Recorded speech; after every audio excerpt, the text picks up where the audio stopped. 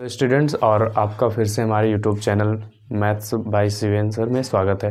ठीक है ना। तो जैसे कल बताया गया था आपको कि हम लोग बोर्ड एग्ज़ाम के लिए क्लास 10th बोर्ड एग्ज़ाम के लिए क्या करेंगे, एक सीरीज लॉन्च कर रहे थे कल ही, जिसमें हम कवर क्या करेंगे, पूरा जितना भी आपका सिलेबस है उसको चैप्टर वाइज डिस्कस करेंगे और डिटेल में देखेंगे कि सिलेबस क्या है, बोर्ड पॉइंट ऑफ व्यू से क्या क्या चीज़ें इंपॉर्टेंट है। ठीक है।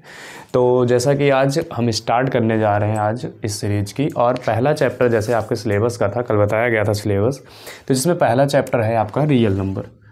ठीक है। तो बात करें अगर रियल नंबर की, तो रियल नंबर चैप्टर का ये 9th में भी आप पढ़े थे, नंबर सिस्टम। और यहाँ पे अगर देखा जाए तो सबसे पहला ही चैप्टर है, तो बेसिक चैप्टर है। अगर बोर्ड पॉइंट ऑफ व्यू से बात की जाए तो 6 मार्क्स ये आपका इससे आना रहता है। 5 से 6 नंबर का, 1-2 नंबर आगे पीछे हो सकता है, बाकी 5-6 नंबर का इस चैप्टर से आता है। ठीक है ना। और बात करें आपको मेनली किस किस पॉइंट पे फोकस करना है इस चैप्टर में, तो हम एक एक तरफ से स्टार्ट करते हैं। देखो, बहुत सारी बेसिक चीज़ें पहले ही बताई गई थी, नहीं बताई जाएंगी, जैसे कि नंबर क्या है। ठीक है ना। तो जो जिससे क्वेश्चन नहीं आएंगे उस पर हम ज़्यादा टाइम नहीं बर्बाद करेंगे। तो स्टार्ट करते हैं जो पेपर में जिस तरह के क्वेश्चन आज तक पूछे गए हैं। तो पहला नंबर आपको जो जानना ज़रूरी है वो जानना ज़रूरी है, प्राइम नंबर क्या होता है। ठीक है। तो प्राइम नंबर क्या होता है, तो प्राइम नंबर के लिए आप बस ये जानेंगे कि कोई भी ऐसा नंबर जिसके एग्जैक्टली 2 फैक्टर हो।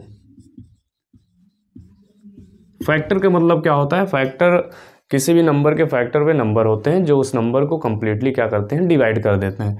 तो कोई भी नंबर के अगर सिर्फ और सिर्फ केवल और केवल 2 फैक्टर अगर हैं तो वो नंबर क्या कहा जाता है, प्राइम नंबर। जैसे अगर बात की जाए कि सबसे छोटा प्राइम नंबर कौन है, तो स्मॉलेस्ट प्राइम नंबर की बात करें तो वो आपका 2 होता है। क्यों 2 होता है, क्योंकि देखो 2 ऐसा एक नंबर है कि 2 ऐसा सबसे छोटा नेचुरल नंबर है जो 2 नंबर से डिवाइड होगा। एग्जैक्टली इसके पास 2 फैक्टर हैं। किससे किससे 2 डिवाइड होगा, एक तो 1 से कट जाएगा 2, और एक एक खुद से कट जाएगा 2, तो इसके 2 फैक्टर हैं।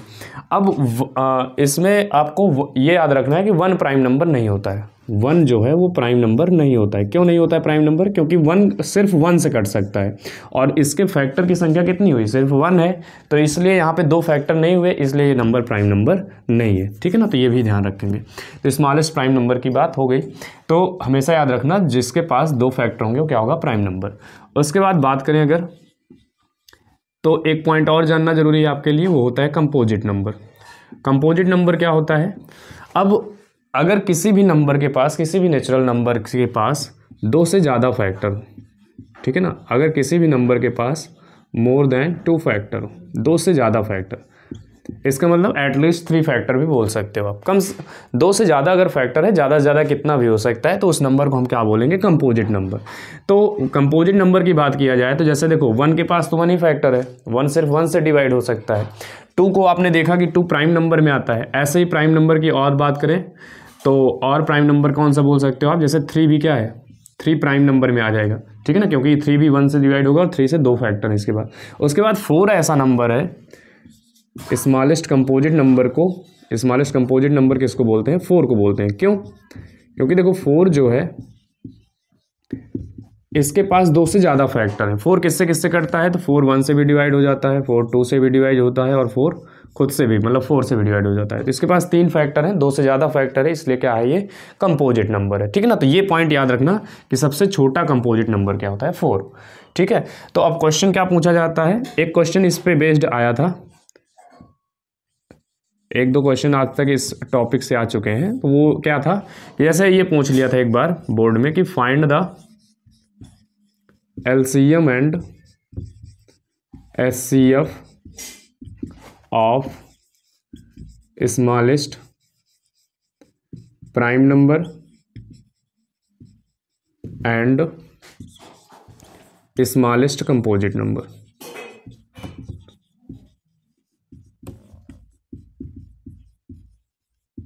तो अब आपको स्मॉलेस्ट प्राइम और स्मॉलेस्ट कंपोजिट पता चल गया है। ठीक है ना, और ये याद भी रखेंगे ना। तो इसका LCM और HCF क्या होगा, तो देखो स्मॉलेस्ट प्राइम नंबर क्या है, 2 है, बताया गया है, और स्मॉलेस्ट कंपोजिट नंबर क्या है, 4 है। तो कहने का मतलब आपको इसका HCF निकालना है और इसका क्या निकालना है, LCM निकालना है। तो बहुत ही सिंपल क्वेश्चन हो गया। 2 और 4 का तो ओरल जानते हो, लेकिन अगर करने का तरीका देखें तो 2 को क्या लिख सकते हैं, 2 को 2 × 1, या प्राइम फैक्टराइजेशन करोगे तो सिर्फ 2 ही आएगा। और 4 को क्या लिख सकते हो, तो 2 इंटू 2 मतलब 2 की पावर 2। तो एचसीएफ की बात की जाए तो एचसीएफ में देखेंगे कि कॉमन होना चाहिए, ठीक है ना। करने का मेथड देखो, पहले तो आप उसका फैक्टराइजेशन इस तरह से कर लोगे, प्राइम फैक्टराइजेशन। उसके बाद देखो जो दोनों में नंबर कॉमन है और उसमें से जो पावर छोटी है जहाँ पे, तो देखो दोनों में है लेकिन पावर यहाँ पे कम है, तो कॉमन क्या है 2, ये वाली पावर यहाँ पे कम है, 2 की पावर 1 और यहाँ पे 2 की पावर 2। अगर बात करें एलसीएम की, तो एलसीएम में देख लो, अब यहाँ पे दोनों में है लेकिन एलसीएम में क्या लिखेंगे, जहाँ पे ज़्यादा पावर है, तो 2 की पावर 2। तो कहने का मतलब एचसीएफ 2 हो गया और एलसीएम कितना हो गया, 4 हो गया, ठीक है ना। तो ये बेसिक से एक टॉपिक था, तो इसको हम यहीं पे एंड करते हैं। नेक्स्ट देखते हैं जो दूसरा टॉपिक है,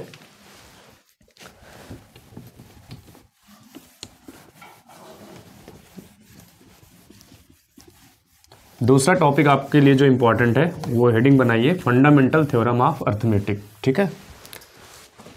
और देखिए कॉपी पेन आपके पास होनी चाहिए, ठीक है ना। पढ़ाई के साथ साथ लिखते चलेंगे, जो भी बताया जाए सिर्फ देखने के भरोसे नहीं बैठेंगे, आपको चीज़ें नोट भी करनी है और ख़ुद से समझना है। फंडामेंटल थ्योरम ऑफ अरिथमेटिक, अब ये भी इम्पॉर्टेंट टॉपिक है और आपके सिलेबस में रियल नंबर का ये फर्स्ट टॉपिक है। अगर आप सिलेबस देखोगे तो उसमें यही लिखा है। अब ये थ्योरम क्यों इंपॉर्टेंट है, एक तो इस थ्योरम को अगर आपने अच्छे से समझ लिया तो कई सारे टाइप के क्वेश्चन रियल नंबर में बन जाते हैं इससे, ठीक है ना। सेकंड थिंग ये है कि फंडामेंटल थ्योरम ऑफ अरिथमेटिक का स्टेटमेंट लिखने के लिए आ जाता है। तो स्टेटमेंट इसका क्या होता है, ये थ्योरम क्या स्टेटमेंट देती है, क्या स्टेट करती है। तो बहुत ही बेसिक थ्योरम है, पहले थ्योरम का तो स्टेटमेंट आपको पता होना चाहिए। तो ये हम स्टेटमेंट लिखते हैं, देन इसको समझते हैं कि ये क्या है। तो पहले स्टेटमेंट लिखो, every composite number can be expressed और फैक्टराइज्ड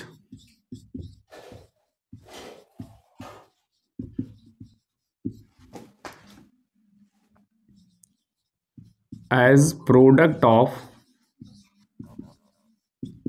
its prime factors। किसी भी कंपोजिट नंबर को उसके प्राइम फैक्टर के प्रोडक्ट के फॉर्म में लिखा जा सकता है। ये फंडामेंटल थ्योरम ऑफ अरिथमेटिक का स्टार्टिंग का स्टेटमेंट है। और आगे क्या कहती है, एंड दिस फैक्टराइजेशन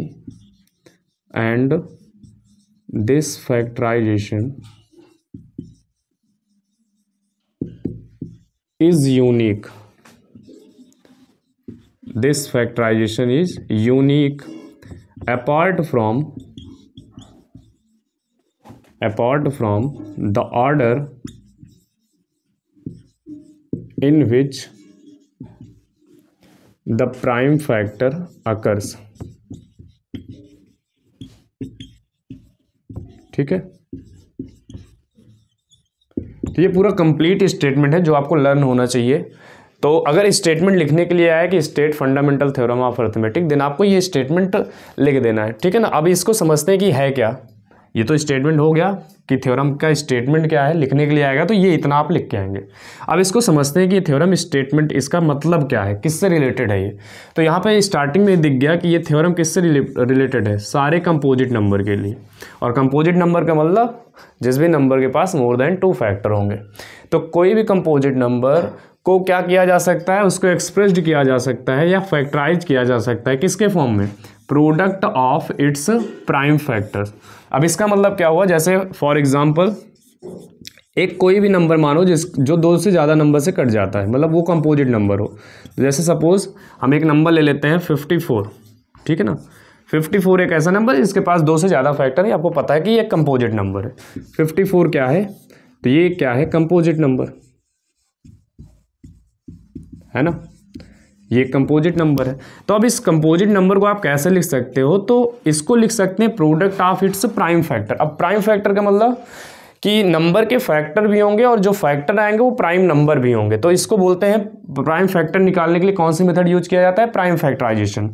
तो हम सबसे पहले इसका क्या करेंगे, प्राइम फैक्टराइजेशन। ये आपने बचपन से किया है।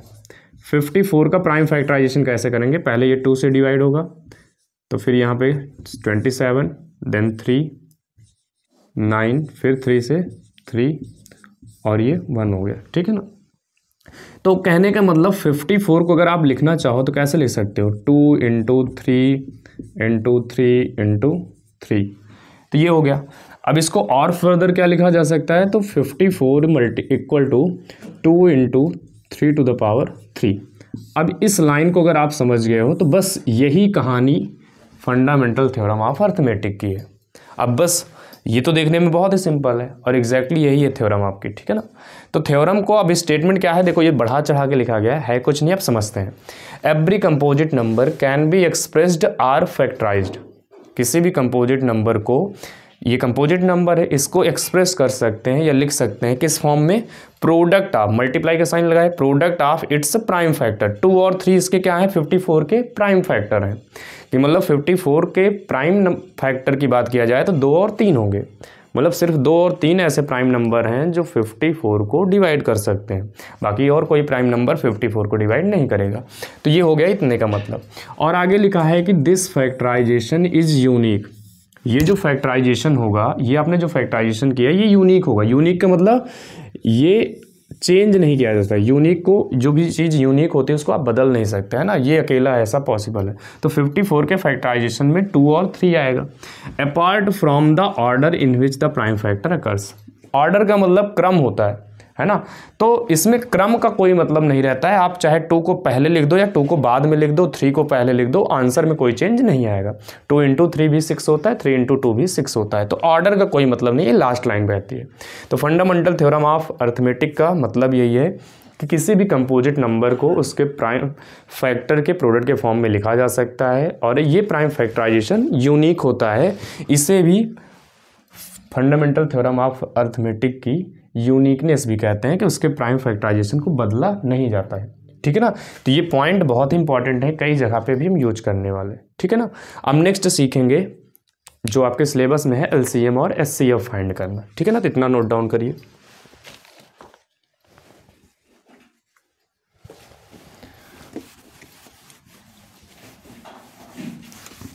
अब इसके बाद देखेंगे जहाँ से क्वेश्चन आते हैं, क्वेश्चन में एलसीएम एचसीएफ फाइंड करने के लिए क्वेश्चन तो आएगा ही इससे। तो जैसे एक क्वेश्चन लिखो, इसी में सीखेंगे कि नंबर्स का एलसीएम और एचसीएफ कैसे निकालते हैं। तो देखो यूक्लिड डिवीजन, जो डिवीजन मेथड होता था डिवाइड करके एचसीएफ फाइंड करना, तो वो मेथड हम नहीं लगाएंगे क्योंकि यूक्लिड डिवीजन लेमा और एल्गोरिथम ये सिलेबस में नहीं है आपके, ठीक है ना। तो हम यहाँ पे एक क्वेश्चन लेते हैं कि find the LCM and HCF of number 6, 15 and 21, ठीक है ना, आपके लिए ये आया। तो इसका एलसीएम एचसीएफ फाइंड करना बहुत ही बेसिक क्वेश्चन है। तो आपको पहले करना क्या है, इसका प्राइम फैक्टराइजेशन करना है। तो 6 को क्या लिख सकते हो आप, 2 इंटू 3, 15 को क्या लिख सकते हो, 3 इंटू में 5, 21 को क्या लिख सकते हो, 3 इंटू में 7, ठीक है ना, ये हो गया। अब इसका निकालते हैं क्या है, एचसीएफ, और क्या निकालते हैं, एलसीएम। तो देखो एचसीएफ की बात किया जाए तो एचसीएफ का मतलब क्या होता है, हाईएस्ट कॉमन फैक्टर, ये जानते हो। और इस तरह से इस मेथड में, इस मेथड का नाम क्या है, प्राइम फैक्टराइजेशन मेथड, ठीक है ना, क्योंकि आपने इसमें क्या किया है, प्राइम फैक्टर्स निकाले हैं। तो इसमें एचसीएफ का मतलब क्या होगा, एचसीएफ के लिए आपको क्या देखना है, ऐसा नंबर जो सब में क्या हो, कॉमन हो पहली चीज़। और अगर मान लो बहुत सारी चीज़ें कॉमन है तो उसमें क्या देखेंगे कि जैसे मान लो कि यहाँ पे तो कोई दिक्कत नहीं है, बाकी क्वेश्चन में भी होगा कि क्या होगा कि जैसे यहाँ पे मान लो 3 कॉमन है, तो मान लो यहाँ पे 3 की पावर 3 है, यहाँ 3 की पावर 2 है, यहाँ 3 की पावर 1 है, तो कॉमन में देखेंगे कि जहाँ पे वो 3 की पावर सबसे कम है वो वाला लेंगे एचसीएफ में, और ज़्यादा वाली पावर एलसीएम में। अभी यहाँ पे देख लो, अच्छा तो यहाँ पे देखो कौन सा नंबर है जो सब में प्रेजेंट है, तो यहाँ पे देखो 3 जो है, 3 की पावर 1 जो है वो सब में प्रेजेंट है, तो यहाँ पे 3 लिख देंगे। और तो कुछ है नहीं, देखो 5 है इसमें लेकिन इसमें नहीं है, ऐसे ही तो इसमें बाकी में नहीं है। तो सिर्फ कॉमन क्या था यहाँ पे, सब में 3 था, तो ये हाईएस्ट कॉमन फैक्टर क्या हो गया, 3 हो गया, इसका एचसीएफ 3 आ गया। अब एलसीएम के लिए क्या करेंगे, तो एलसीएम के लिए हमेशा ध्यान देना कि जो तो एचसीएफ आया था पहले उसको लिख लो। तो देखो यहाँ पे कॉमन सब में क्या था, 3 था, तो पहले 3 लिख लो। अब बाकी भी जो चीज़ें बची हैं उनको मल्टीप्लाई कर दो, तो क्या है, 2 है, इनटू में 5 और इनटू में 7, तो इसको मल्टीप्लाई कर लेंगे तो कितना आ जाएगा, 6 5 30 और ये 210 है ना, इतना ही आएगा। तो इसका एलसीएम कितना आ गया, 210। तो इसको बोलते हैं कि इन्हीं भी नंबर्स का LCM SCF फाइंड करना। और कौन सी मेथड है ये, याद रखना पेपर में आएगा क्वेश्चन, तो इसी मेथड से करेंगे। इस मेथड का नाम होता है प्राइम फैक्टराइजेशन मेथड, ठीक है ना। तो ये बेसिक सी चीज़ थी, आपको पता होना चाहिए। ऐसे कोई भी क्वेश्चन आएगा कर लोगे। जैसे मान लो एक एग्जांपल और लेते हैं कि एक कोई नंबर है A, ठीक है ना। नेक्स्ट क्वेश्चन देखो, एक नंबर है A जिसको इस तरह लिखा गया है x³ y², ठीक है ना। और एक दूसरा नंबर है B जिसको इस तरह से लिखा गया है xy³, ठीक है। ये दो नंबर है A और B जिनको इस तरह से लिखा गया है। वेयर x एंड y क्या है, तो x and y are prime numbers. x और y कैसे नंबर हैं, ये प्राइम नंबर्स हैं। तो आपको क्या करना है, इनका LCM और SCF फाइंड करना है। तो फिर से वही काम करेंगे, LCM और SCF फाइंड करना है, ठीक है ना। तो अगर हम SCF फाइंड करें A और B का, तो SCF में देखो, पहले तो देखो दोनों में x भी है, x यहाँ पे भी है, x यहाँ पे भी है, कॉमन तो है। लेकिन SCF में क्या करेंगे, मिनिमम जो पावर है, तो x की पावर कम कहाँ पे है, यहाँ पे 3 है, यहाँ पे 1, तो पावर कम वाली लिख देंगे। और ऐसे ही देखो दोनों में y तो है, लेकिन कॉमन पावर कम कहाँ पे है, तो y² है, तो ये लिख दिए यहाँ पे। तो ये SCF हो गया। LCM की बात करें तो देखो x दोनों में है, लेकिन ज़्यादा पावर x की कहाँ है, तो A में है, तो यहाँ पे x³ हो गया। ऐसे ही सेम y दोनों में, लेकिन ज़्यादा पावर यहाँ पे है, तो y की पावर 3 हो गया। तो ये इसका LCM और SCF हो गया। क्लियर इतना, ठीक है। आगे देखते हैं नेक्स्ट टाइप का क्वेश्चन और क्या बन सकता है। जैसे क्वेश्चन आता है so that 6⁴n can never end with digit 0। क्या शो करना है, इस तरह का क्वेश्चन भी कॉमन क्वेश्चन हो गया बोर्ड का जो आता है, ठीक ना। So that 6⁴n can never and with digit 0, मतलब यूनिट डिजिट 0 हो या कोई भी नंबर एंड हो रही हो किस डिजिट से, 0 से, तो इसके पीछे का लॉजिक क्या है ये समझते हैं, ठीक है ना। तो पहले समझ लेते हैं कि इसके पीछे का लॉजिक क्या होता है। अब आप बताओ, कोई भी ऐसा नंबर बताओ जिसके लास्ट में 0 आता हो। तो कोई भी नंबर ले लो, जैसे मान लो 30 है ना, और कोई नंबर ले सकते हैं, लेट्स से 400 ले लेते हैं, इसके भी लास्ट में 0 है। और कोई नंबर ले लेते हैं, जैसे 110 हो गया। तो ये सभी नंबर ऐसे हैं जिनका यूनिट डिजिट, इकाई का अंक क्या है, 0 है। या एंड किससे हो रहे हैं नंबर, सब में लिखो लास्ट में 0 आ रहा है। तो इनके पीछे में एक चीज़ कॉमन है। वो चीज़ कॉमन क्या है कि अगर सबके लास्ट में 0 आएगा तो वो नंबर 10 से ज़रूर डिवाइड होगा। जैसे देखो, अगर लास्ट में 0 आ रहा है तो ये 30 किससे डिवाइड होगा, 10 से डिवाइड होगा, कट जाएगा। 400 भी 10 से डिवाइड होगा, ये भी 10 से डिवाइड होगा। और जो नंबर 10 से डिवाइड है, तो 10 किससे मिलके बना होता है, 2 × 5 से। तो अगर कोई भी नंबर 10 से डिवाइड है तो वो नंबर डेफिनेटली 2 से और 5 दोनों से क्या होगा, डिवाइड होगा। 10 से डिवाइड होने वाले कोई भी नंबर ले लो आप, वो 2 से भी डिवाइड होंगे और 5 से भी डिवाइड होंगे। तो कहने का मतलब, अगर किसी भी नंबर का यूनिट डिजिट 0 आ रहा है तो उस नंबर के प्राइम फैक्टराइजेशन में 2 और 5 जरूर होगा। ये बात क्लियर है। अगर किसी भी नंबर के प्राइम फैक्टराइजेशन में 2 और 5 बोथ है तो वो नंबर क्या होगा, एंड होगा किस डिजिट से, 0 से। क्लियर है ये चीज़, ठीक है ना। तो इस बात का ध्यान रखेंगे। ध्यान देना, 2 और 5 दोनों का होना जरूरी है। अच्छा, यहाँ पे कन्फ्यूजन ये होता है कि कोई और चीज़ अगर आ गई तो, जैसे मान लो 30 है तो आप यहीं पे चेक कर सकते हो, 30 के तो लास्ट में 0 दिख रहा है ना। तो यहाँ पे अगर फैक्टराइजेशन करोगे तो 30 का फैक्टराइजेशन क्या होगा, 30 का फैक्टराइजेशन करोगे तो 2 से डिवाइड हुआ 15 आ गया, फिर 3 से डिवाइड किए 5, देन 5 और 1। तो कहने का मतलब 30 के प्राइम फैक्टराइजेशन में 2 × 3 × 5 आ रहा है। तो यहाँ पे कंफ्यूज नहीं होना है आपको कि सर 2 और 5 के अलावा 3 आ गया, तो कोई और नंबर आ सकते हैं। लेकिन अगर यूनिट डिजिट 0 है तो 2 और 5 जरूर प्रेजेंट होगा, क्योंकि 0 लास्ट में कब बनेगा, जब 2 × 5 होता है तभी तो, है ना, तभी तो 10 बनेगा, 100 बनेगा। तो 2 और 5 का होना जरूरी है यहाँ पे, ठीक है ना। तो ये बात ध्यान रखना कि फैक्टराइजेशन में 2 और 5 जरूर होने चाहिए। अगर किसी भी क्वेश्चन में इस तरह का क्वेश्चन आए तो उसका प्राइम फैक्टराइजेशन कर लो। अगर उसके प्राइम फैक्टराइजेशन में 2 और 5 दोनों प्रेजेंट हैं तो वो नंबर यूनिट डिजिट उसका वो नंबर एंड होगा डिजिट 0 से या उसका यूनिट डिजिट 0 होगा। अदरवाइज अगर 2 एंड 5 में अगर ये दोनों नहीं दिख रहे हैं उसमें तो वो एंड 0 से नहीं होगा, ठीक है ना, ये बात ध्यान रखेंगे। अब इसको कर लेते हैं। तो देखो सबसे पहले आप लिखोगे क्या, ये 6 की पावर n है, तो 6 को आप क्या लिख सकते हो 2 इंटू 3 और पावर में n, तो इसको आप ओपन करोगे तो 2 to the power n into 3 to the power n। ये तो बेसिक सा था, फैक्टराइजेशन कर लिए। अब आप यहाँ पे देखो, मैंने इस नंबर का प्राइम फैक्टराइजेशन किया, इसका फैक्टराइजेशन किया, तो उसमें 2 की पावर n आ रहा है, मतलब 2 की पावर आ रही है और 3 की पावर आ रही है। तो क्या ये नंबर कभी भी यूनिट डिजिट, इस नंबर का यूनिट डिजिट कभी 0 हो सकता है?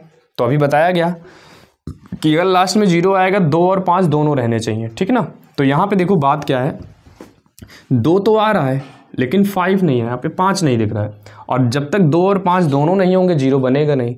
तो इसका मतलब क्या हुआ कि यहाँ पे 5 जो है प्राइम फैक्टराइजेशन 6 की पावर n में 5 जो है ये कंटेन नहीं कर रहा है, ये 5 यहाँ पे प्रेजेंट नहीं है। इसका मतलब 6 टू द पावर n की कोई भी वैल्यू, n की कोई, n यहाँ पे क्या है बेसिकली, n क्या है, बिलोंग्स टू नेचुरल नंबर, मतलब n क्या है, नेचुरल नंबर है, 1 2 3 4 5 कुछ भी रख सकते हो आप। तो इसका मतलब किसी भी पावर n के लिए, किसी भी नेचुरल नंबर n के लिए 6 की जो पावर होगी वो कभी भी उसके लास्ट में 0 नहीं आएगा। उसका रीजन क्यों है, क्योंकि इसके फैक्टराइजेशन में 5 प्रेजेंट नहीं है। क्लियर है ना। और आप करके भी देखो, 6 की पावर 1 करोगे 6 आएगा, 2 करोगे 36 आएगा, लास्ट में 6 आया। 6 की आप पावर चाहे जितनी करो लास्ट में क्या आता है, 6 ही आता है, तो कभी लास्ट में 0 तो ऐसे भी नहीं है। तो इस तरह के क्वेश्चन को कर लेना। क्वेश्चन में यहाँ पे 4 की पावर n कर देंगे, 9 की पावर n कर देंगे, तो हमेशा आपको ऐसे करना है, ठीक है ना। और थोड़ी सी थ्योरेटिकल लिख बातें ये लिख देनी है कि 2 एंड 5 दोनों का प्रेजेंट होना जरूरी है, ठीक है। तो इतनी बात लिखेंगे, आगे चलते हैं नेक्स्ट टॉपिक पे, इसको नोट कर लेंगे। अब देखो इसके बाद हम देखेंगे इम्पॉर्टेंट टॉपिक आपके रियल नंबर चैप्टर से, किसमें आपको एक क्वेश्चन ये जरूर दिखता है हर साल पेपर में, इरेशनलिटी प्रूफ करने के लिए, है ना, किसी भी नंबर को इरेशनल नंबर प्रूफ करने का तरीका। तो जैसे उसी में हम अलग अलग टाइप के क्वेश्चन बन सकते हैं। तो पहले हम एक बेसिक सा क्वेश्चन लिखते हैं, ये तो मतलब बहुत बार रिपीट किया होगा। जैसे एक क्वेश्चन लिख लेते हैं, proof that √2 is an irrational number, ठीक है। यहां पे हम एक क्वेश्चन लिखे हैं, proof that √2 is an irrational number. इस तरह आप बहुत बेसिक सा क्वेश्चन है, लगभग सारे लोग कर भी लेते हैं, लेकिन होता क्या है कि क्वेश्चन जनरली 3 नंबर में आता है, और कम से कम 3 नंबर में तो आता ही है, और 3 नंबर में आता है तो थ्योरेटिकल थोड़ा सा होता है। तो उसमें लोगों को आइडिया तो रहता है कि हाँ इसको कैसे करना है, रेशनल मान के करना है, बाद में कॉन्ट्राडिक्शन है, अजम्पशन रॉन्ग, यही सब लिख के आते हैं। लेकिन होता क्या है, उसमें स्टेप आपका थोड़ा इधर उधर हो जाता है, और उसके चक्कर में क्या होता है, जो फ्री के नंबर मिलने वाले होते हैं उसमें भी कटौती हो जाती है, ठीक ना। तो ये 3 नंबर का क्वेश्चन मिनिमम आता है। इसका प्रॉपर मेथड देखेंगे, प्रॉपर स्टेप देखेंगे कि लिखते कैसे एग्जाम में, ठीक है ना, कैसे आपको इसको अटेम्प्ट करना है। अब यहाँ पे √2 की जहाँ पे √3 हो सकता है, √5, √7, कोई भी इरेशनल नंबर हो सकता है। अच्छा, इरेशनल नंबर क्या होता है? तो इरेशनल नंबर मतलब पहले चीज़ तो ये इसको आप बता सकते हो ऐसे कि इसका डेसिमल एक्सपेंशन जो होता है, मतलब इसको अगर किसी भी नंबर को अगर डेसिमल में कन्वर्ट करो, या डेसिमल वाला जो इसका नंबर होता है वो नॉन टर्मिनेटिंग और नॉन रिपीटिंग होता है। नॉन टर्मिनेटिंग, नॉन रिपीटिंग का मतलब क्या हुआ कि ना तो वो नंबर टर्मिनेट होगा, जैसे एक नंबर है 3.1415268901 एंड सो ऑन। तो ये देखो ऐसे एक नंबर मैंने ले लिया रैंडमली।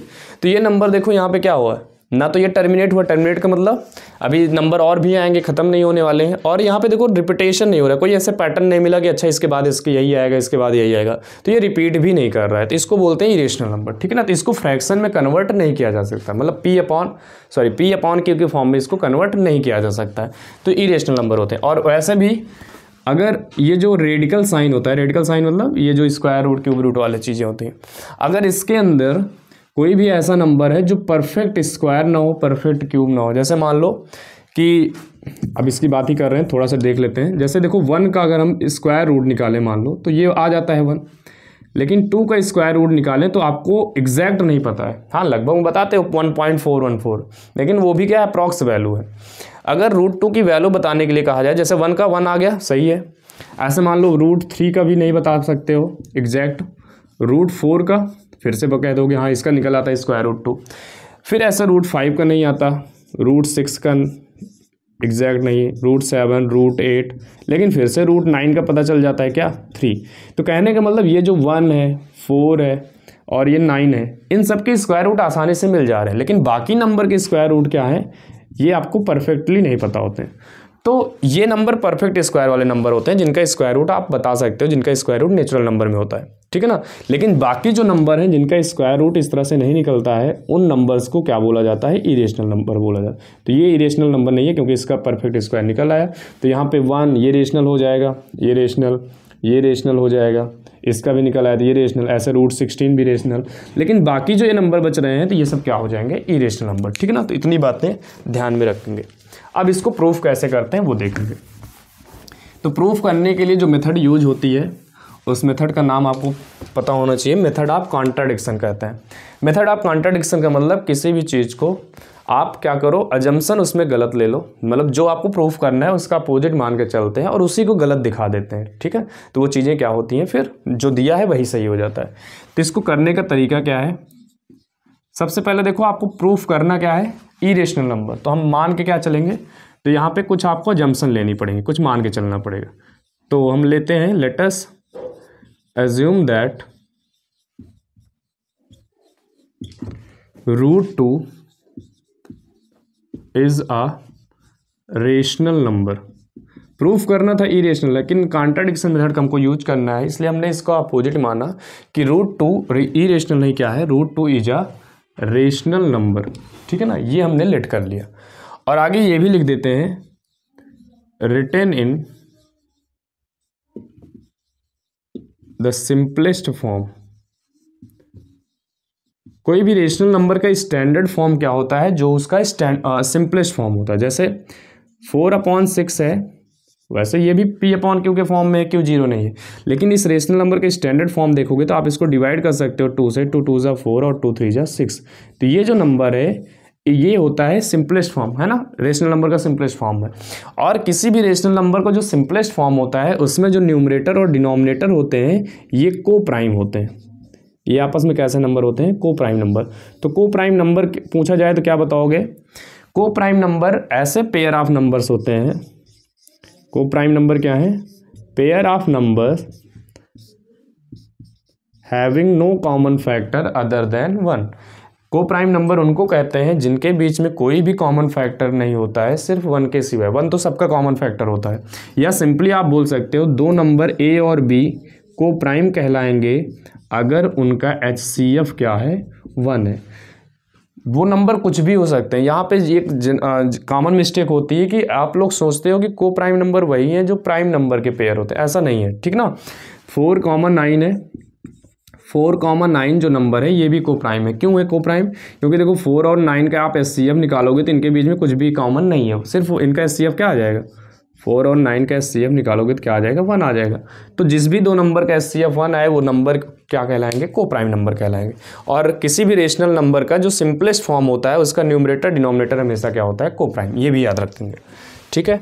तो अब हम यहाँ से स्टार्ट करते हैं। अजम्पशन हमने क्या माना कि √2 एक रेशनल नंबर है और रिटन किस में है, लिखा किस में गया है, written in simplest form. Simplest form का मतलब क्या होगा कि सिंपलेस्ट फॉर्म में लिखेंगे तो न्यूमरेटर डिनोमिनेटर क्या हो जाएगा, को प्राइम। दैट इज,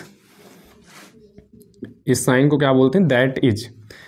अब किसी भी रेशनल नंबर को क्या बोलते हैं, आपने पढ़ा होगा, रेशनल नंबर का मतलब किसी भी नंबर को P/Q के फॉर्म में लिखा जा सकता है। तो मैंने √2 को रेशनल माना है तो इसको भी किस में लिख दिए, P/Q के फॉर्म में लिख दिए। और जो डिनोमिनेटर है वो नॉट इक्वल टू 0। अब आपने इसको सिंपलेस्ट फॉर्म में लिखा है इस रेशनल नंबर को, तो इसका न्यूमरेटर डिनोमिनेटर मतलब P/Q ये कैसे नंबर होंगे, ये को प्राइम नंबर होंगे, ठीक है ना। ये बात क्लियर है, P/Q आर को प्राइम नंबर। आगे देखेंगे। अब यहाँ पे आपको पता है कि स्क्वायर रूट हमको हटाना है तो क्या करेंगे, स्क्वायरिंग करेंगे, स्क्वायरिंग बोथ साइड, तो क्या आ जाएगा 2 is equal to p square upon q square. कोई दिक्कत नहीं, बस दोनों साइड के स्क्वायर कर दिए।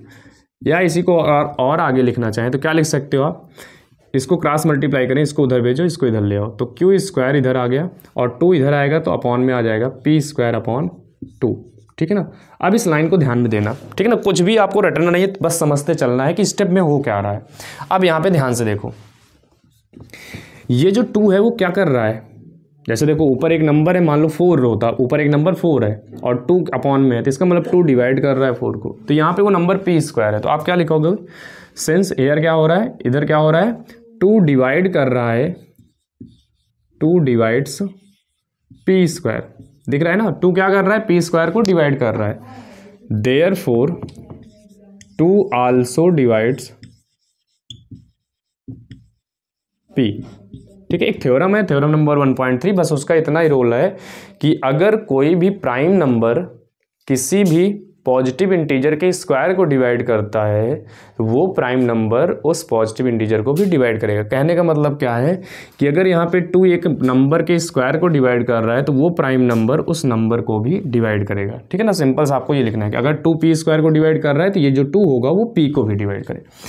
तो अब आप बताओ, अगर कोई भी नंबर किसी नंबर को डिवाइड करता है तो कुछ वैल्यू आती है, जैसे मान लो कि अभी अगर p की जगह पे कुछ होता है, मान लो वो है 18 है, तो 18p हो गया, अगर ये p की जगह पे 18 हो गया और 2 इसको डिवाइड कर रहा है, तो 18/2 करते आप तो क्या आता है, कुछ आता, 9 आता है ना। तो किसी नंबर को आप किसी से डिवाइड करोगे तो कुछ आंसर आता है, तो यहाँ पे आपने किसको डिवाइड किया है, आपने p को डिवाइड किया है किससे, 2 से, तो कुछ आएगा आंसर।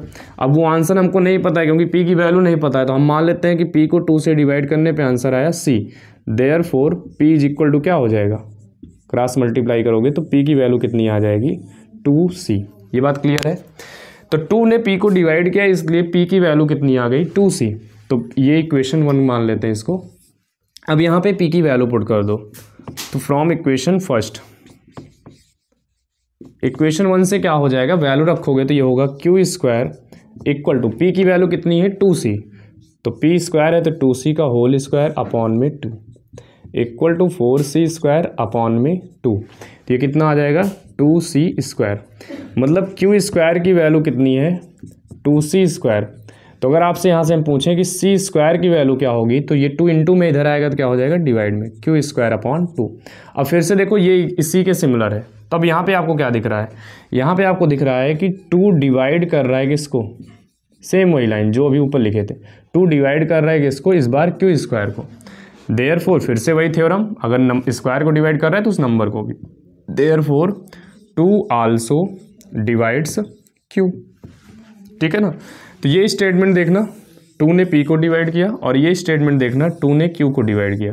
इसका मतलब 2 क्या कर रहा है, p को भी डिवाइड कर रहा है और 2 क्या कर रहा है, q को भी डिवाइड कर रहा है। Therefore 2 divides both p and q।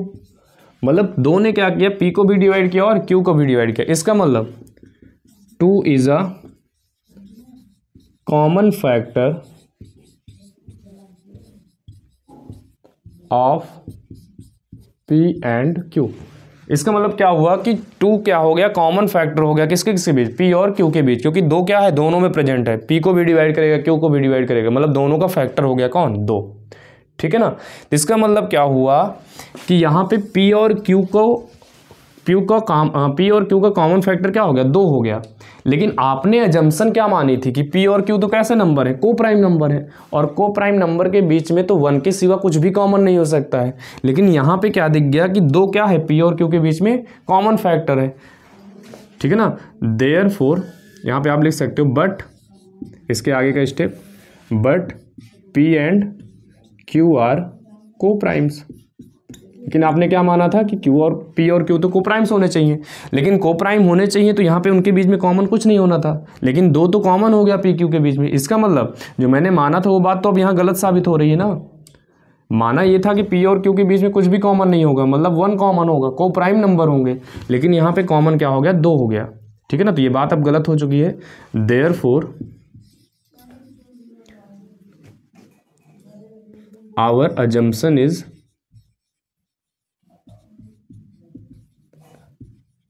Wrong. और हमारा अजम्पशन क्या था कि √2 एक इरेशनल नंबर है, और ये चीज़ क्या हो गई, गलत हो गई, ठीक है ना, क्योंकि जो माने थे वही यहाँ पे क्या दिख गया, गलत। इसका मतलब अगर अजम्पशन गलत है तो अजम्पशन क्या था कि √2 रेशनल है, और ये चीज़ गलत हो गई, तो जो माने थे वो गलत हो गया। तो इसका मतलब √2 इज एन इरेशनल नंबर, ठीक है। यही आपका पूरा प्रूफ हो जाता है कि इसमें क्या होगा। तो कभी भी सिंपल सा ऐसे एक नंबर में आए √2 को इरेशनल प्रूफ करो, √3 को, √5 को, तो इस तरह से आप प्रूफ कर सकते हो, ठीक है। तो इसको नोट करेंगे और इस तरह के बाकी जो क्वेश्चन है वो कर लेंगे। अब हम एक और मेथड देखते हैं, फिर बढ़ते हैं अगले टॉपिक पे, ठीक है ना। इरेशनल नंबर प्रूफ करने के 1-2 मेथड और है, इसको हटाते हैं, इसको नोट कर लेना आप।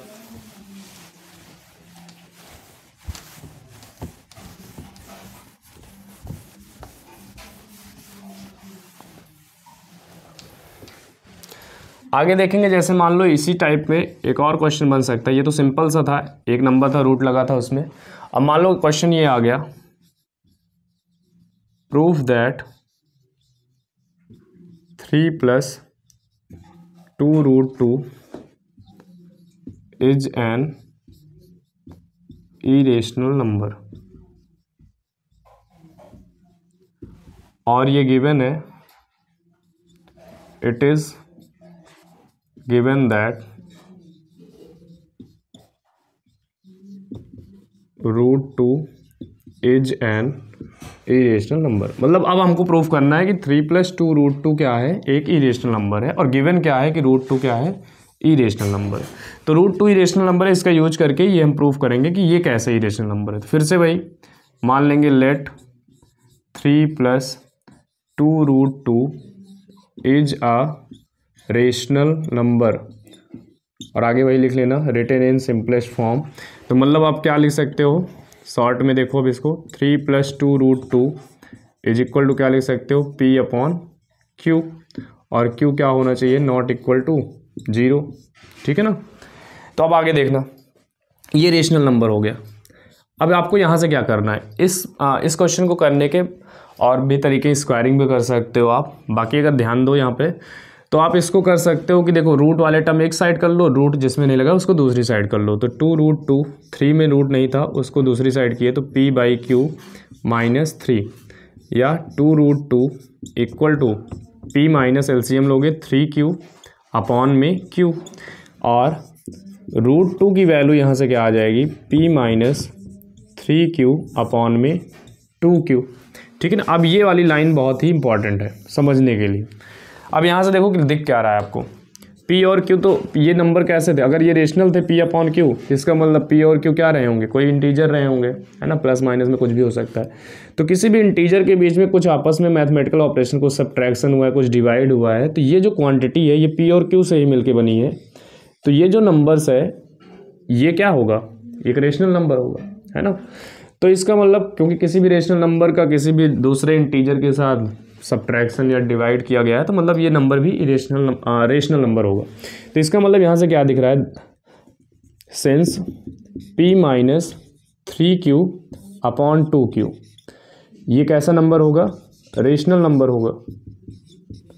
और ये नंबर इक्वल किसके हैं, √2 के हैं, therefore √2 is also a rational number. भाई ये चीज़ अगर इसके इक्वल है तो ये रेशनल है, तो ये भी क्या होगा, रेशनल होना चाहिए। बट गिवन क्या है, गिवन है कि √2 क्या होता है, इरेशनल, और वैसे भी आपको अभी प्रूफ कराया गया था कि √2 क्या होता है, इरेशनल नंबर। बट ये जो लाइन है इसके अकॉर्डिंग रेशनल हो गया, लेकिन फैक्ट क्या है, दिया क्या गया है, क्या जानते हो आप कि √2 क्या होता है, इरेशनल। तो इसलिए लिखेंगे बट दिस कॉन्ट्राडिक्ट्स, ये बात क्या हो रही है, गलत साबित हो रही है, the fact that √2 is an irrational number, ठीक है ना।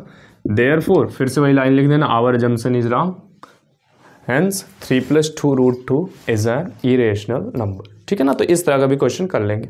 और इसी में थोड़ा सा एक पॉइंट और ऐड कर लेना लास्ट में, जल्दी से देख लो अब ये भी, कि एक और लास्ट में बन सकता है कि मान लो डबल रूट लगे हैं, जैसे एक लास्ट टाइप और बन सकता है, क्योंकि ये टॉपिक इंपॉर्टेंट है तो इसको स्किप नहीं करेंगे, ठीक है ना, अच्छे से इसको कवर कर लेंगे। एक और बन सकता है कि prove that √2 + √3 is an irrational number.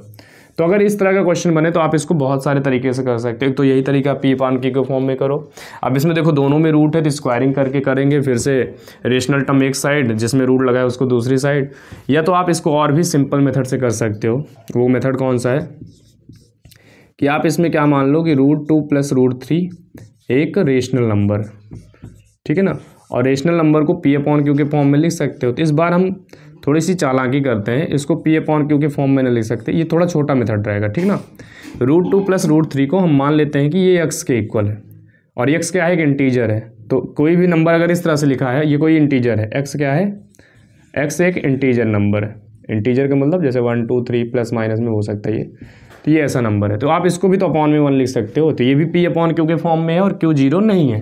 तो कहने का मतलब ये नंबर क्या है, रेशनल नंबर है। तो मैंने ये लेट कर लिया, ठीक है ना। अब यहाँ पे देखो हमको रूट हटाना है तो क्या करेंगे, स्क्वायरिंग करेंगे। तो स्क्वायरिंग बोथ साइड, तो बोथ साइड का स्क्वायर करोगे तो यहाँ पे भी स्क्वायर हो जाएगा, ठीक है ना। 1 का स्क्वायर तो 1 ही होता। तो a + b का होल स्क्वायर लगाओ, तो a स्क्वायर √2 का स्क्वायर 2 + √3 का स्क्वायर 3 + 2 रूट ए बी करोगे तो 2 3 = 6 = x²। अब यहाँ से फिर से जिसमें रूट नहीं लगाया दूसरी साइड ले जाओ, तो 2 √6 और ये 3 2 5 हुआ, तो इधर लाए तो x² - 5। देयरफॉर √6 की वैल्यू क्या आ जाएगी, x² - 5/2। अब फिर से देखो ये वाला टर्म एकदम सिमिलर है। अब यहाँ पे ये नंबर x क्या था, इंटीजर था, तो ये क्वांटिटी तो कभी इरेशनल होगी नहीं। ये क्वांटिटी क्या है, रेशनल, ये क्वांटिटी क्या है, रेशनल नंबर। तो इसका मतलब, और ये इसके इक्वल है, तो इसका मतलब √6 भी क्या हो गया, रेशनल। फिर से वही बात, √6 तो एक परफेक्ट स्क्वायर नंबर होता नहीं है ना। 4 होता था, √4 की वैल्यू 2 होती थी, वो होता तो बात सही थी। लेकिन √6 क्या है, ये तो भाई परफेक्ट स्क्वायर नंबर नहीं है, इसका स्क्वायर रूट नहीं जानते हो आप। तो फिर से लिखोगे कि this contradict the fact that √6 is an irrational number. फिर आगे की वही पुरानी लाइन, अजम्पशन इज रॉन्ग, ठीक ना। तो वो अपना लिख लेना। तो ये जितने भी टाइप के क्वेश्चन बनते हैं इरेशनलिटी में, वो सारे क्वेश्चन आपको करा दिए गए हैं, ठीक है ना। तो इतना कवर अप करेंगे और PYQs पे फोकस करना, ठीक है ना। तो रियल नंबर चैप्टर आसान चैप्टर होता है, इससे LCM SCF के क्वेश्चन बेसिक से लैंग्वेज प्रॉब्लम, ये सब आप थोड़ा सा देखते रहना, ठीक है ना। तो ठीक है, फिर इतना आप कवर करो, मिलते हैं फिर आगे नेक्स्ट वीडियो, ठीक है ना। Thank you for watching.